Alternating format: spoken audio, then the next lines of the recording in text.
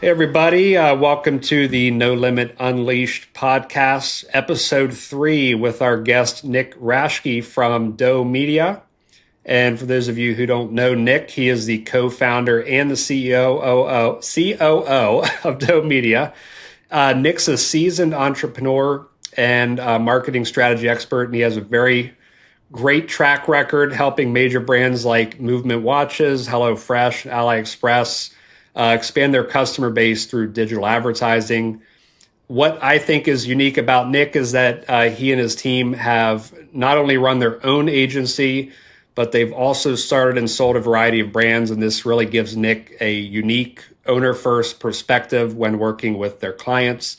And in today's episode, we're going to just dive right in and start talking about how businesses can prepare for Black Friday while dealing with the rising costs of digital advertising, especially this year with it being an election year. So, Nick, thanks so much for hopping on and allowing me to speak with you. I would love to just learn a little bit more about you, and I'm sure the listeners would love to hear how you got into marketing and how Doe Media came about, and kind of the trajectory that brought you here today. Yeah, absolutely. Thank you for having me, Jeff. I love everything you guys are doing over there, and our team really appreciates all the creative you guys do. So thank you for having me. First of all, how I got into this game. I've been into this game before I even knew what an entrepreneur was. My partners were pretty similar. I started my first company in college. I built a company called Crooked Edge Paintball. Basically connected a bunch of manufacturers to one website before Shopify, before drop shipping was really popularized. And I just became one of the fastest growing and biggest in that space.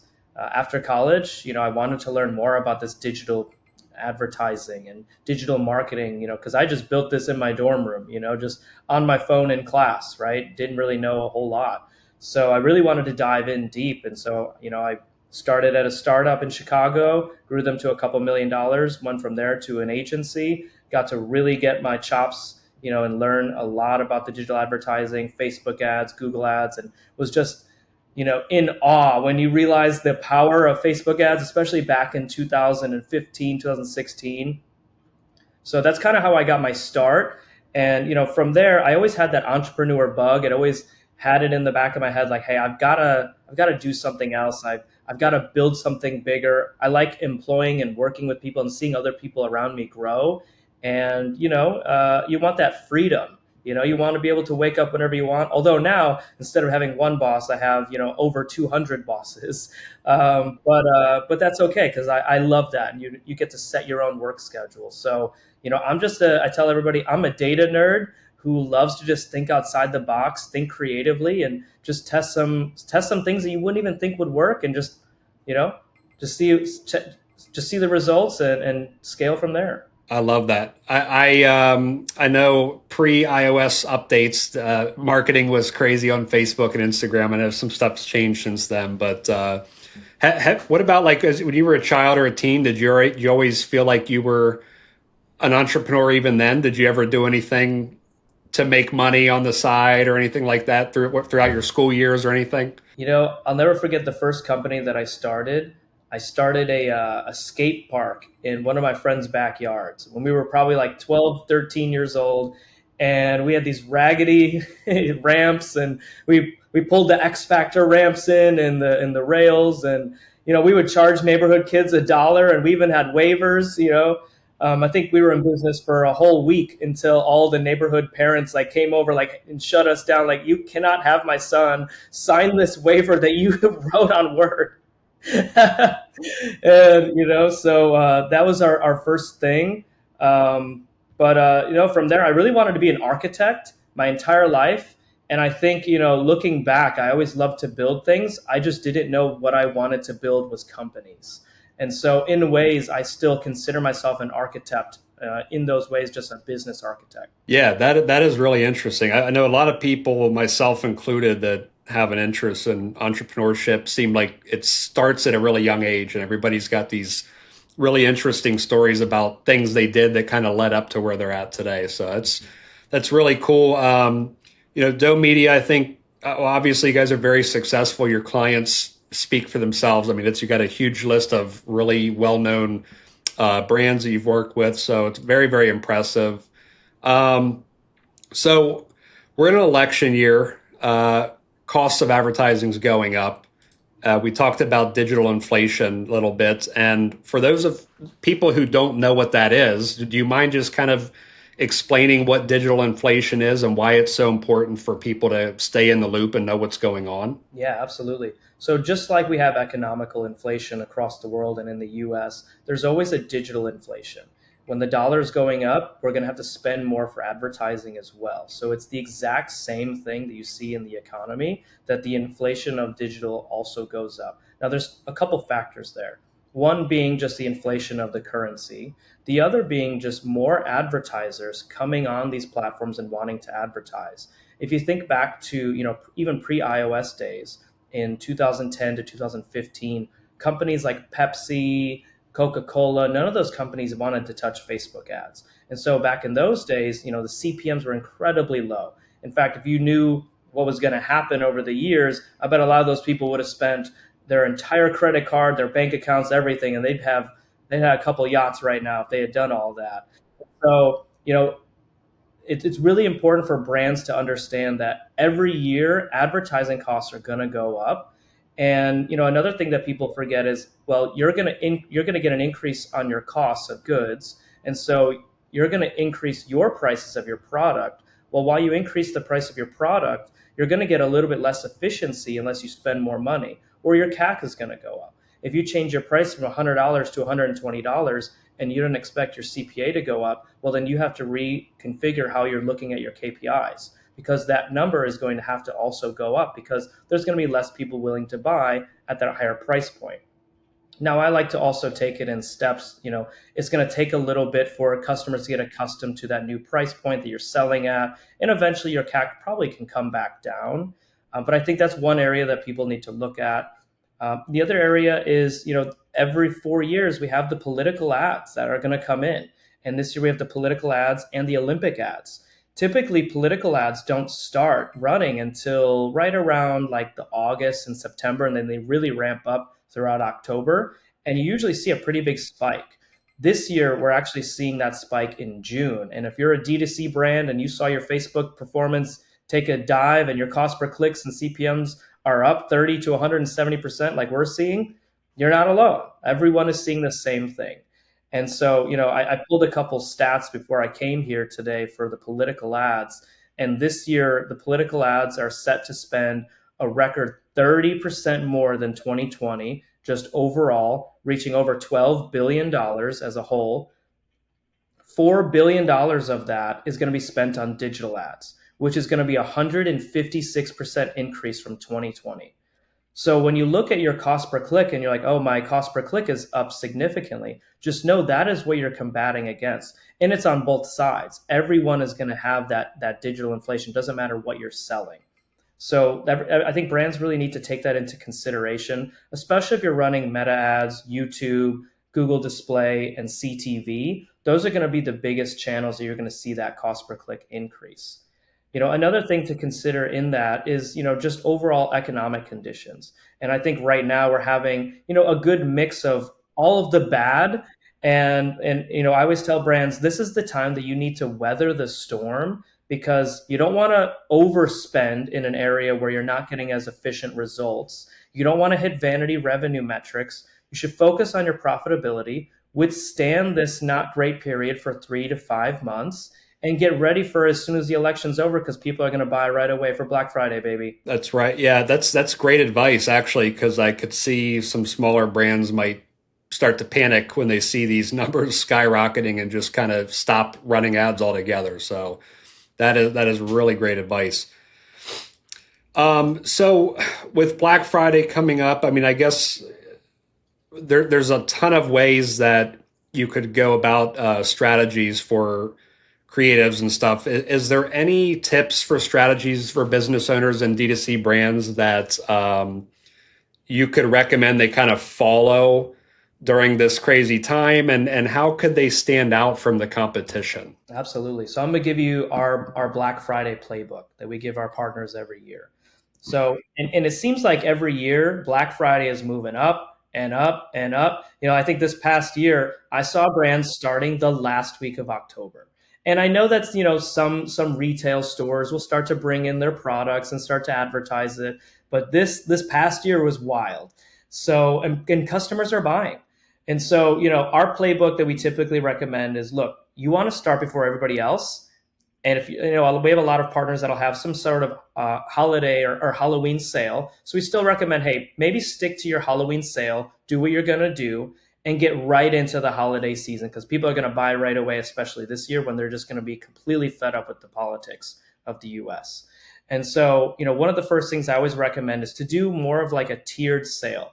So if you're going to do, for example, let's say 30% off for Black Friday, I like to have brands start to tease some of those promos early on. So some brands will start off maybe with 10 or 15% off the first couple of weeks of November, because every other brand is starting to launch their Black Friday deal at the beginning.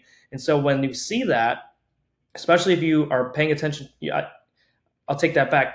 You need to pay attention to what your competitors are doing, because if they're all on sale and you're not, what do you think your customers are going to buy from? They're going to buy the cheapest price. You're going to have a couple people that are brand loyal to you, but at the end of the day, everyone wants a good deal. And so starting that deal or starting some of those promos to coincide with your competitors is going to be your first mover advantage. Then you're going to want to slowly rack up some of your promos. So those first 2 weeks, maybe you do 15% off. Maybe the 2 to 3 weeks before Black Friday, maybe you move it to 20 to 25% off, because everyone else is going to start to ramp up too. And the early people are going to move first. So I like to have that as our cadence. And some brands don't like to be on promo all of November, and I totally understand that. For those brands that don't want to do that, I recommend doing those weekends leading up and having a promo on those weekends. So that way you can be filling up your top of funnel throughout the week and closing them out during the weekend, because again, you're still going to be competing with every other brand that's going to be having those promos. So it's almost like it's just a whole promo season of sales, and everyone's just buying and buying and buying. So that's one of the strategies that we suggest.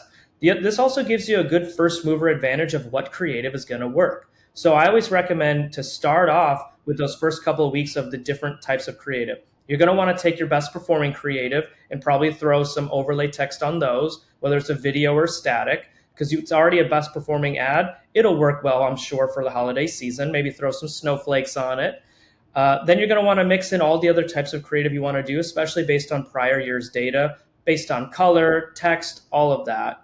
And this will give you an advantage of what's going to work really well when it comes time for the really important weekend, and that's going to be Black Friday. So if you already know which images, which colors, and all of that have been tested throughout the beginning of November, you're ready and set for Black Friday, and you can have a few more additions that you want to throw in there, but you're going to have a much better advantage of for what's going to work based on the data previous to that. Amazing. That's an awesome playbook.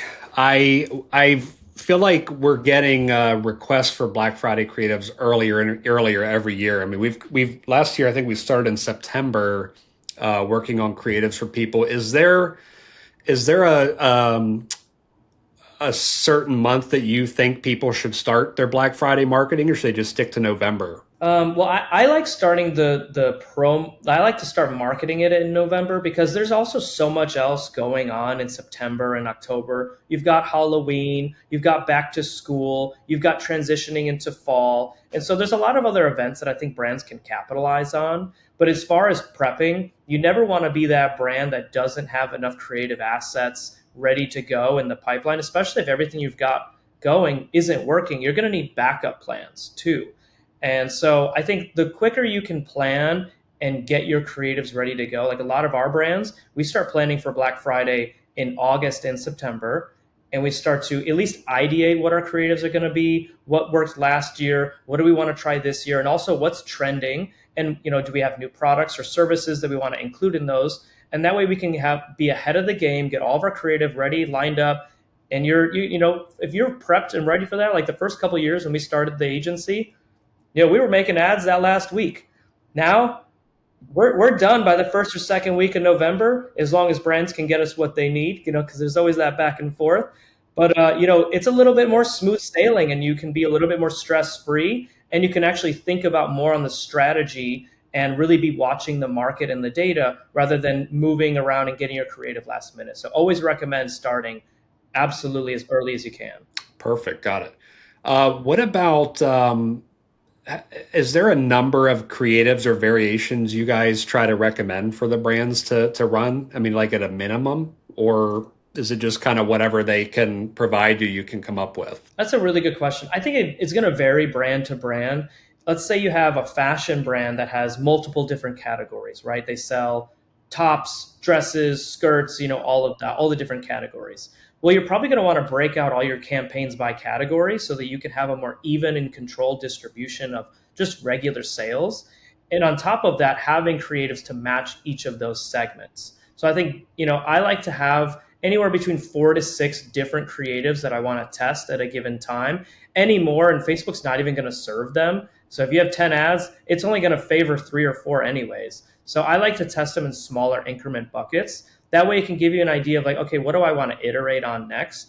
I also think it's important of like, what are you actually testing? Is it the variable of the sale? Is it a color? Or is it the image or video that you're actually selling? Or is it a headline? And really getting methodical with that. You can test all of them at the same time if you really break out, hey, this campaign is testing color, this campaign is testing image, this campaign is testing headline. And then you can take the winners and take a blend of those. That's why it's good to start early on in those first couple of weeks of November so you can do a lot of that creative testing. I've also got brands that, they're like, hey, these 3 products are going to sell. These 3 ads work every year. So sometimes we'll even bring back last year's creative. As long as the promo is the same, the products are the same and haven't been updated too much, and there's no dates in your ad, which I always recommend having a more evergreen approach. That way you can bring back ads from last year, have all the social proof, the likes, the comments, the shares. Those are going to outperform anything new anyways. So I like having a mixed bag of those things. But if if you already have a lot of your testing done, you know what your headlines are that work for your brand, which you should be testing throughout the year, you should just apply those to your promo and your holiday ads. And so that's one thing that we recommend for at least for sale ads. I also think there's something to say for just general holiday ads, because you can have more gift related ads. Like I always like doing best gift ever. Dad's gonna love this. Mom's gonna love this. I always love this year's top trending whatever. Don't put 2024's top trending because then you can't use it next year. So those are all the things that we consider. Awesome. Yeah, that's a good point about the dates. Actually, I'm somebody who did that in the past, and it was a no-no. So I was like, well, I can't redo this again. I have to remove the date. So that's a lesson learned. But yeah, great information and advice. Thank you. So I always get asked, how many creatives should we get for this campaign? And there's a lot of variation for what people ask for, but it seems like around 3 or 4 to 6 is pretty standard today. So yeah, I think it's really important to be methodical on what is the outcome you want to know and what are you actually testing. I think too many people have, if they're going to test 4 different ads, all 4 ads are completely unique. And when you're doing that, you're not really testing any of the variables within it. And so you're not really understanding, well, what's actually driving the performance. So I think just being more methodical on what you really want to test and have it, strategically planned out so you have a proper outcome for it. Now, I know you guys probably test all sorts of different creative styles of ads. Is there anything in particular that you think brands should be running? Is it carousel ads, video ads? Is it static? I mean, is there anything that you guys always want brands to run to get some great performance? That's a really good question. I look at the market and what is everybody doing? If everyone is doing video ads and everything on the platform is video, a lot of other people are going to say, well, you got to be running video ads. I'm the exact opposite. If everyone's doing video, I want to do static. I'll have some video going because I'm not, I don't want to not test that. But I think being disruptive to the feed is doing what everyone isn't doing. And so right now throughout 2024, and even 2023, where we've been in such a video dominant world, I feel like people are getting over video. And when you want to be very direct in something, and if you're watching a video, you probably want to be entertained. You don't want to be shopping, right? And you don't want to be sold to. And I think a lot of consumers don't like being sold to unless they see something like, I have to buy this, right? So with a static ad, I love static ads because you can get right to the point most of the time. If it's not something complex that you're selling, if you have a very short headline, get right to the point of what it is and a good image, I see that work 9 times out of 10 versus a video. Now, I'm not to say that I don't love videos. I think videos are awesome, but I think a lot of brands get a little bit lost in video and even like the cost to produce a video, and they don't think through like, okay, who's going to script it? Who's going to actually, how are we going to get the models? What about makeup? What about the video? And that's all even before post. And so, you can make probably 100 statics way quicker and way more cost effective than you could 1 or 2 video ads. Now, I do think also having like a good solid UGC strategy is also important, but I think UGC is starting to get a little bit played out too. So I always like to look at the landscape, and then when you have access to over 200 accounts like we do, you can see what's happening all over the place. Like right now, we just did an ad for a couple of our brands that was a sticky note ad. Literally, we just threw a sticky note on there. We wrote on it, and it was the absolute best performing ad, and it's still one of the best ads. And it's one of those ads where like you would send that to a brand, they'd be like, "This is so stupid. This is so off brand." And I'm like, "Well, I totally understand. It's working for everybody else. Would you be open to testing it against everything else?" And as long as they take that data over ego approach, that's how we can start to move the needle. And if it works, it's like, awesome. Now we're making more money. If it didn't work, cool. I was totally wrong. Should have never suggested it. I apologize. But Data over ego. I like that. That couldn't be more true. I mean, it's hard for me as a designer to not try to put everything the best way it can possibly look visually. So that is a great recommendation for people. What about any particular ad trends you guys are seeing that you think are going to continue into 2025, or maybe there's some kind of new styles of ads that you think will work next year really well? I'm curious. I don't know if that I have the right answer, because I think it does change in every like 3 to 6 month periods, maybe six plus. I'm curious about Reels. I'm curious and TikTok in general. I think it's a really great discovery platform. And we've seen not necessarily in-platform attributed revenue and purchases. However, we do see huge brand lift on Google and just overall retargeting purchases when we're running Reels and TikTok ads. And so I think that's a hard pill to swallow for some brands, where they might look at their performance of Reels and be like, well, it's not driving any purchases, but they're not understanding the true impact of it. So I think that's when you got to really look at the watch time, the thumb stop, and understanding the impact of those videos. I'm hopeful that we'll see more purchases as that platform continues to mature, because TikTok, although it has been popular, since the pandemic, I think it's definitely becoming a real staple. But I do find that a lot of consumers aren't clicking ads and buying right away off of those. And it's more of a really, really good discovery platform. But I think just like Instagram and Facebook, when those ads came out, it was the same thing. They needed to be hit with a few ads. They didn't really understand it. And as brands get more sophisticated in how they can make their ads feel less like an ad and more like a UGC and in-feed content, I think that we should see that trend continue. And I hope to see more purchases come from that, because we do see the brand lift from that. So that's definitely going to be one thing that I see a lot. One thing that I'm really excited for and is getting better and better is CTV. I think a lot of brands don't really utilize CTV enough. And you can definitely take a mix of your UGC content and professional video content.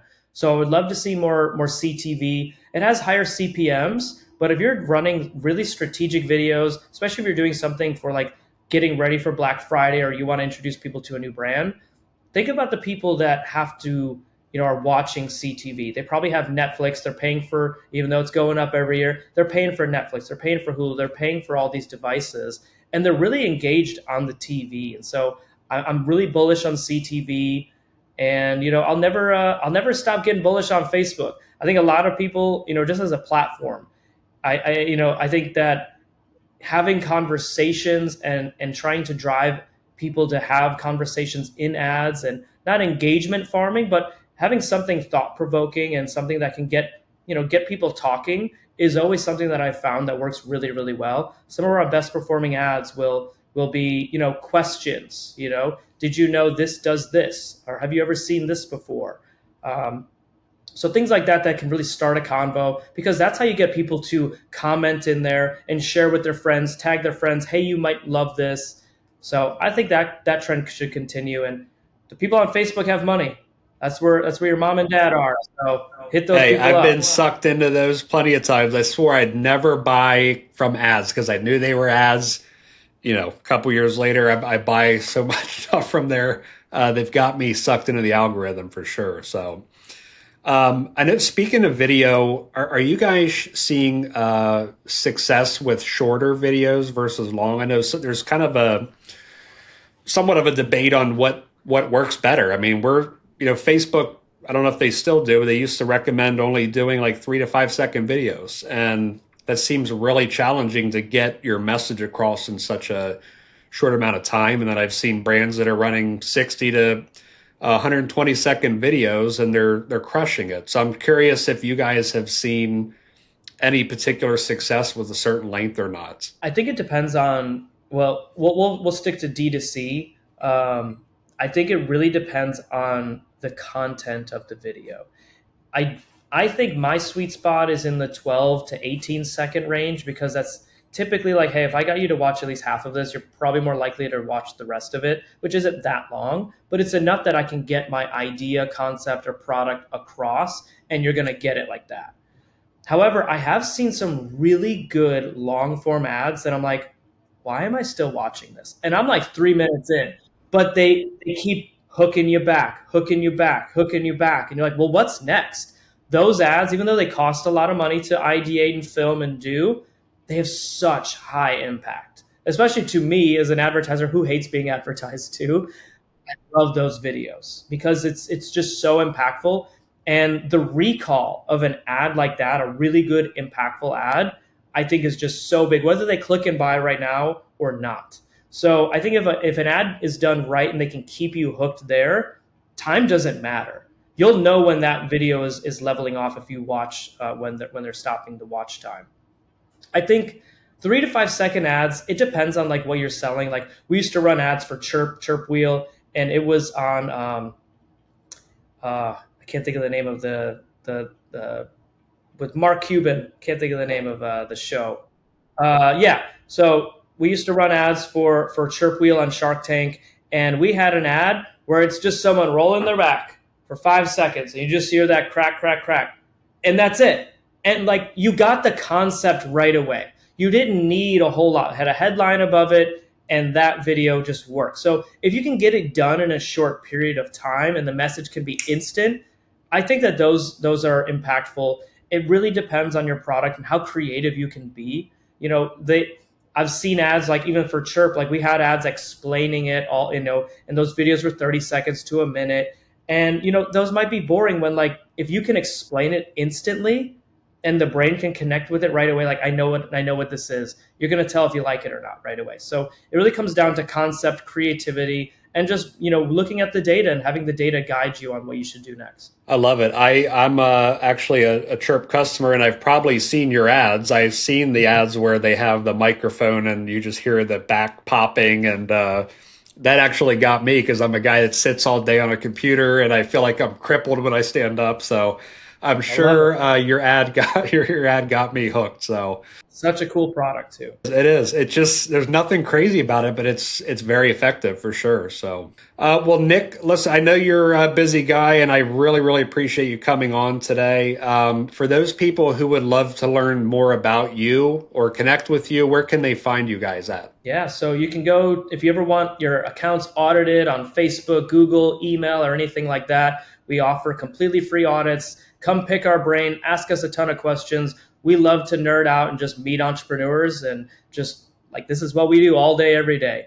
So you can go to doemedia.com and, sign up for a free consultation, audit, whatever, or just want to hang out and ask some D2C questions. I'm big on LinkedIn. I love being on LinkedIn. I love posting on there. I don't really use Instagram as an ad guy. You can follow me at nick.raschke, but I don't use it a whole ton. So if you want to connect on LinkedIn or, just connect, you can find us there. Awesome, Nick. Well, thank you so much. You guys have a phenomenal business. The website looks amazing. You guys have a really impressive client list. I'm super happy for you guys, and I hope that you have an awesome Black Friday season. Thank you so much, Jeff. And go sign up for jeffsnlc.com. Thanks, buddy. I appreciate it so much. Have a great rest of your day. Bye, Jeff.